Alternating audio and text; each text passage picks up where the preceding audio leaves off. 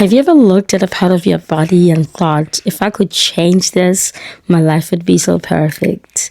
For many years, I felt like if I could change the shape of my face, things would be so well for me. And then I thought, if I could have like an equal nose, things would be cruising. Everything would be so easy. And I know you probably have done this before. For me, it just wasn't a once in a while wish. It was like a daily toxic routine that I did every time I was brushing my teeth. I would look at myself and say, what if this could shift? What if this could be in the right place?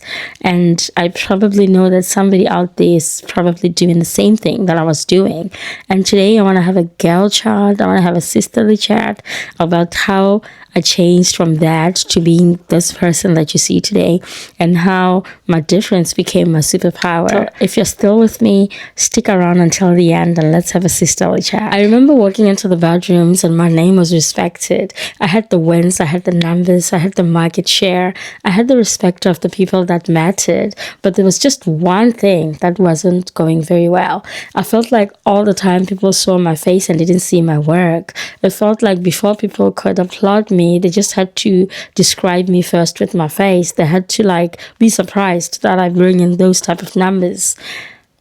That used to crush me from within. It really used to crush me. It used to make me ask myself, if I didn't look this way, would these people react this way? And then one day I had a defining moment where I thought, what if I have to own my story? What if I have to own this face and appreciate that this face is who I am?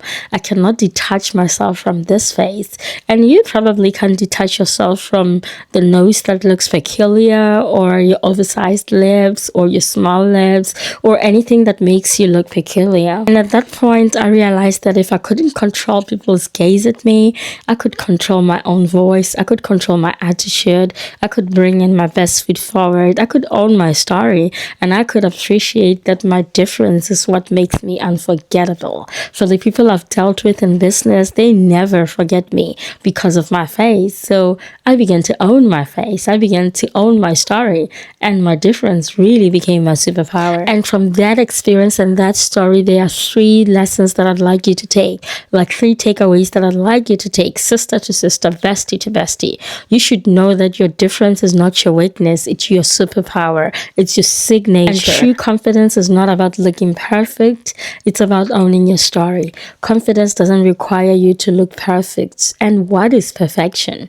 According to whose standard? I usually say perfection is just an illusion. Perfection is something that you make up in your mind, and girl, you don't have to look perfect. Carry your confidence just the way you are. And the third one is so important. The more you accept yourself, the more you teach people how to treat you, because how you treat yourself is a mirror of how other people will treat you. If you've ever felt different, unwanted, or treated in a way because of your difference, or you thought it's because of your difference, or if you've ever felt unworthy just because of that, I want you to understand something. Don't hide it. That's your signature. Embrace it, and then you'll see what comes afterwards. Because the more you embrace it, the world becomes kinder. The more you become bold about you, the world just will respond to that. The world will treat you better, I promise. Subscribe and join me here every week, and let's have these conversations.